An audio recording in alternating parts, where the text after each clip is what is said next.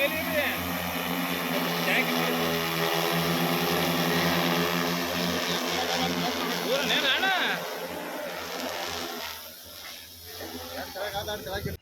ರೀ, ಕೃಷಿ ಯೋಗಿ ಚಾನಲ್ ಇಂದ ಸ್ವಾಗತ.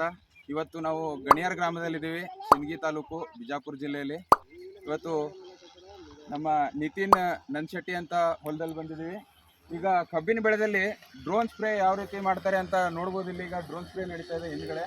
ಅಲ್ಲಿ ಡ್ರೋನ್ ಪೈಲಟ್ ಇದ್ದಾರೆ. ಇಲ್ಲಿ ರೈತರು ಎಲ್ಲರೂ ಫುಲ್ ಆಸಕ್ತಿ ಆಗಿದ್ದಾರೆ, ಯಾಕಂದರೆ ಡ್ರೋನ್ ಸ್ಪ್ರೇ ಒಂದು ಬಹಳ ಮುಖ್ಯವಾಗಿದೆ ಈಗಿನ ಕಾಲದಲ್ಲಿ.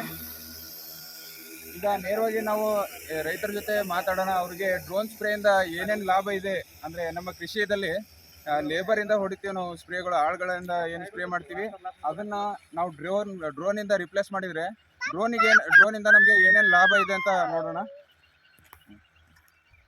ನಿಮ್ಮ ಪರಿಚಯ ಮಾಡ್ಕೊಳ್ಳಿ ಸರ್. ನಮ್ಮ ಹೆಸರು ನೀಲಕಂಠ ನನ್ಶೆಟ್ಟಿ ಅಂತ. ನಾವು ಗಣಿಯಾರ ಗ್ರಾಮದಿಂದ, ಸಿಂದಗಿ ತಾಲೂಕು. ಇದು ನಾವು ಡ್ರೋನ್ ಅಪ್ಲೈ ಮಾಡಿದ್ವಿ. ಇದು ಡ್ರೋನ್ ಪೈಲಟ್ ಅವರು ಇಫ್ಕೋ ಕಂಪ್ನಿಯಿಂದ ಒಂದು ಡ್ರೋನ್ ಇದೆ, ಅದು ನಾವು ಇವತ್ತು ಹೊರಗಡೆ ತರಿಸಿದ್ವಿ.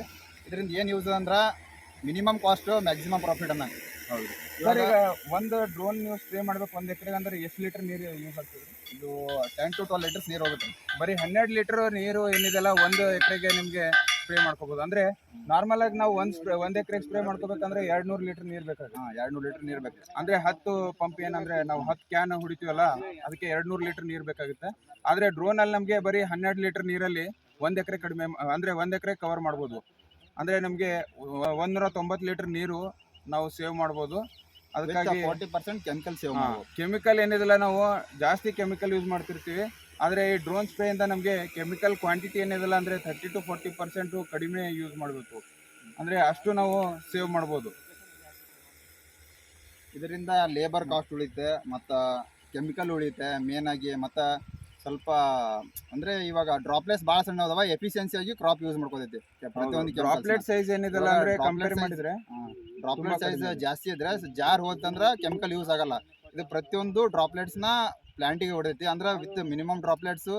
ಮತ್ತು ಇದು ಸ್ಪ್ರೇ ಡ್ರಾಪ್ಲೆಟ್ ಸೈಜ್ ಸಣ್ಣ ಇರ್ತಾವೆ, ಮೈಕ್ರೋ ಸೈಜ್ ಇರೋದ್ರಿಂದ ಪ್ಲಾಂಟ್ ಜಲ್ದಿ ತೊಗೊಳ್ಳೋದು. ಅಂದರೆ ಇವ್ರು ಹೇಳೋದು ತಾತ್ಪರ್ಯ ಏನಂದರೆ ಎಲೆ ಮೇಲೆ ಕಂಪ್ಲೀಟ್ ಆಗಿ ಕವರ್ ಆಗುತ್ತೆ ಏರಿಯಾ ಸರ್ಫೇಸ್ ಅಂತ.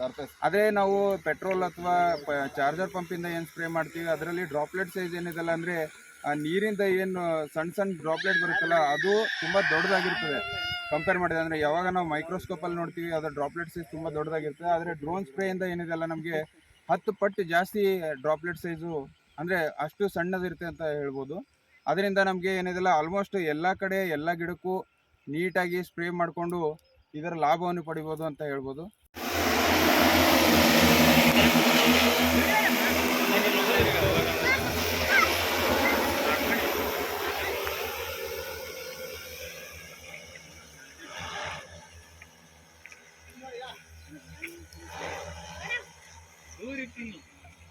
ಈಗ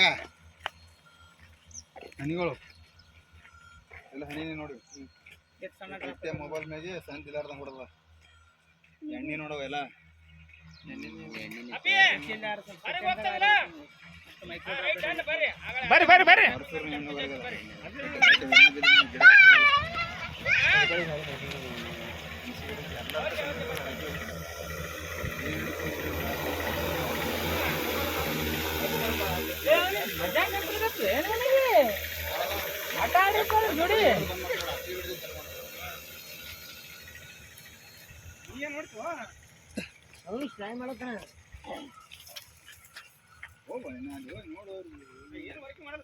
ಇದು ಡ್ರೋನ್ ಸ್ಪ್ರೇ ಇಂದ ಈಗ ಕಬ್ಬಿಗೆ ನಾವು ಸ್ಪ್ರೇ ಮಾಡ್ಬೇಕಂದ್ರೆ ಹೆಂಗ್ರಿ ಸರ್? ಅಂದ್ರೆ ಎಷ್ಟು ನಿಮಿಷದಲ್ಲಿ ಕವರ್ ಮಾಡ್ತಿದ್ರಿ 1 ಎಕರೆ?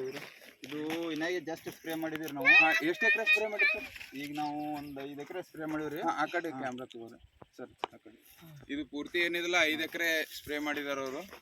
5 ಎಕರೆ ಏನಿದೆಲ್ಲ ಅವರು ಎಷ್ಟು ನಿಮಿಷದಲ್ಲಿ ಕವರ್ ಮಾಡಿದಾರೆ ಸರ್? ಇದು 5 ಎಕರೆದ ಅಲ್ಲಿನಾಗೆ ಸ್ಪ್ರೇ ಮಾಡಿದಾರೆ. ಒಂದು ಟ್ಯಾಂಕು ಫುಲ್ ಮಾಡಿದ 12 ಲೀಟರ್ ಐತಿ. 12 ಲೀಟರ್ ಟ್ಯಾಂಕ್ ಐತಿ. 1 ಎಕರೆದಾಗ 10 ಲೀಟರ್ ಯೂಸ್ ಆಗುತ್ತಾ. ಹಾಂ ರೀ. ಫುಲ್ ಟ್ಯಾಂಕ್ ಮಾಡಿದಾಗ 6 ನಿಮಿಷ 28 ಸೆಕೆಂಡಿಗೆ 6 ನಿಮಿಷ 28 ಸೆಕೆಂಡಿಗೆ ಏನಿಲ್ಲ 1 ಎಕರೆ 15 ಗುಂಟ ಹೊಡೆದೈತಿ. ಒಂದ್ ಎಕರೆ 15 ಗುಂಟೆ ಕವರ್ ಆಗಿದೆ ಅಂತ. ಆದ್ರೆ ಆಟೋಮೇಷನ್ ಮಾಡಿ GPS ಮ್ಯಾಗ ಆಟೋಮೇಷನ್ ಮಾಡಿ ಇಟ್ ಕವರ್ ಆಗುತ್ತೆ. ಹೌದೌದು ಸರ್. ಆದ್ರೆ ಈಗ ನೀವು ಲೇಬರ್ ಇಂದ ಸ್ಪ್ರೇ ಮಾಡ್ತೀರಲ್ರಿ ಸರ್, ಅವಾಗ 1 ಎಕರೆ ಕವರ್ ಮಾಡ್ಬೇಕಂದ್ರೆ ಎಷ್ಟು ಟೈಮ್ ಹಿಡಿತದೆ ನಿಮ್ಗೆ? ನಾವು ಲೇಬರ್ ಹೊಡ್ಕೊಂಡು ಲೇಬರ್ಗೆ 500 ಕೊಡ್ಬೇಕ್ರಿ, ಪೆಟ್ರೋಲ್ಗೆ 100 ಕೊಡ್ಬೇಕು. 500 ರೂಪಾಯಿ ಲೇಬರ್ಗೆ ಒಂದು ಕಾಸ್ಟ್, ಅಂದ್ರೆ ಒಂದ್ ಲೇಬರ್ಗೆ 500 ರೂಪಾಯಿ ಆಳ್ ಕೂಲಿ ಕೊಡ್ಬೇಕಾಗ್ತದೆ. 20,000 ನಾವು ಪಂಪ್ ಎಲ್ಲ ತರಬೇಕು, ಎಲ್ಲ ಕಾಸ್ಟ್ ಆಗುತ್ತೆ. ಇದು ಇದ್ರ 40% ಕೆಮಿಕಲ್ ಉಳಿತೈತೆ ನಮ್ಗೆ. 40% ಕೆಮಿಕಲ್ ಉಳಿತದಂದ್ರೆ ಅದ್ರಾಗೆ ಲೇಬರ್ ಕಾಸ್ಟ್ ಹೋಯ್ತು, ನಾವು ಹೊಡೆ ಮ್ಯಾನುವಲ್ ಕಾಸ್ಟ್ ಹೋಯ್ತು, ಎಲ್ಲಾನು ಹೋಯ್ತು.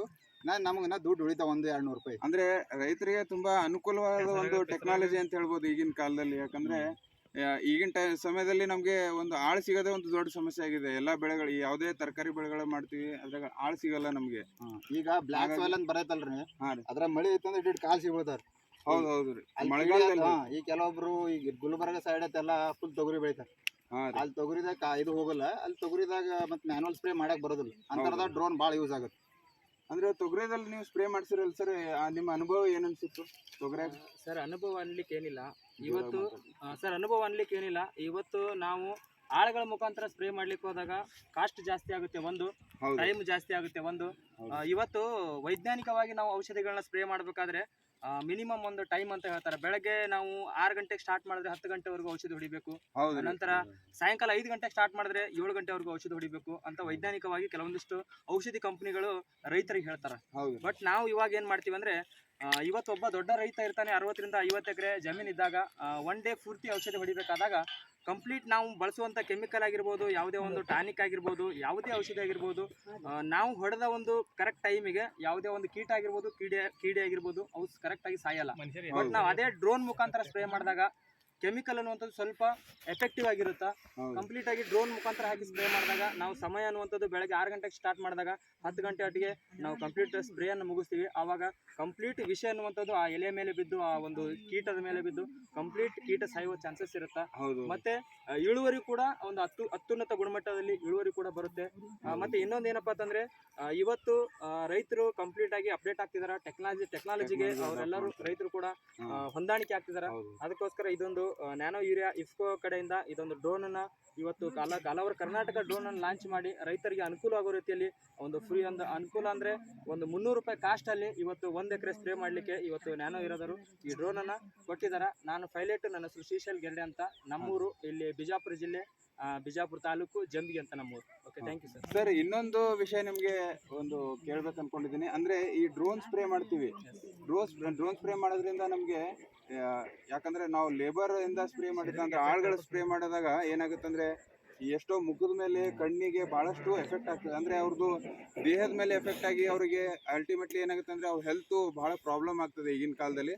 ಅದು ಯಾರು ಗಮನದಲ್ಲಿ ಇಟ್ಕೊಂತ ಇಲ್ಲ. ಯಾಕಂದ್ರೆ ನಾವು ಸ್ಪ್ರೇ ಮಾಡ್ಬೇಕಂತಂದ್ರೆ ಮಾಸ್ಕ್ ಹಾಕೊಳ್ಳಿಕ್ಕೆ ಅನುಕೂಲ ಆಗಲ್ಲ ರೈತರಿಗೆ. ಯಾಕಂದ್ರೆ ಬಹಳಷ್ಟು ಜನ ಏನ್ ಮಾಡ್ತಾರೆ ಅಂದ್ರೆ ಉಸಿರು ಕಟ್ತದೆ ಅಂತ ಹೇಳ್ತಾರೆ, ಕೆಲವೊಂದು ಯಾವುದೇ ಪ್ರಾಬ್ಲಮ್ಗಳು ಇರ್ತವೆ. ಆದ್ರೆ ಈ ಡ್ರೋನ್ ಸ್ಪ್ರೇ ಮಾಡಿದಾಗ ಏನಾಗುತ್ತೆ ಅಂದ್ರೆ ನಮ್ದು ಹೆಲ್ತ್ ಮಾತ್ರ ತುಂಬಾ ಒಳ್ಳೇದಾಗಿ ಇಟ್ಕೋಬಹುದು. ಯಾಕಂದ್ರೆ ಅದಕ್ಕೆ ನಾವು ಕಂಪ್ಲೀಟ್ ಆಗಿ ಏನಿದ್ರೆ ಮೆಕ್ಯಾನಿಕಲ್ ಸ್ಪ್ರೇ ಮಾಡ್ತಾ ಇರ್ತೀವಿ, ಹೌದಲ್ಲ ಸರ್? ತುಂಬಾ ಯೂಸ್ಫುಲ್ ಆಗುತ್ತೆ. ಅಂದ್ರೆ ಹೆಲ್ತ್ ಇಂಪಾರ್ಟೆಂಟ್ ನಮ್ಗೆ. ಯಾಕಂದ್ರೆ ನಮ್ಮ ದೇಹದಲ್ಲಿ ಯಾವುದೇ ತರ ಕೆಮಿಕಲ್ ಹೋಗಂಗಿಲ್ಲ. ಯಾಕಂದ್ರೆ ನಾವು ತುಂಬಾ ದೂರ ನಿಂತು ಈ ಆಪರೇಟ್ ಮಾಡ್ತಾ ಇರ್ತೀವಿ ಪೈಲಟ್ ಇಂದ. ಸೊ ಅದಕ್ಕಾಗಿ ನಮ್ಮ ಹೆಲ್ತ್ ಒಂದು ಕಾಪಾಡ್ಕೋಬಹುದು ಈ ಮುಖಾಂತರ.